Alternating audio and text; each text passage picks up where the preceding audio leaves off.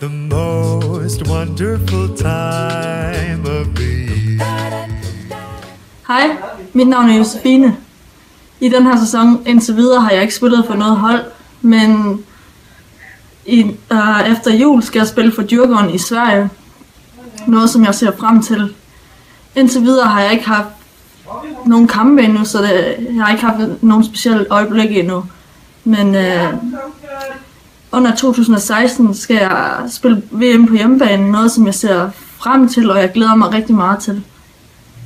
Fordi for første gang i 8 år skal jeg spille foran min familie og mine venner, så det bliver rigtig spændende.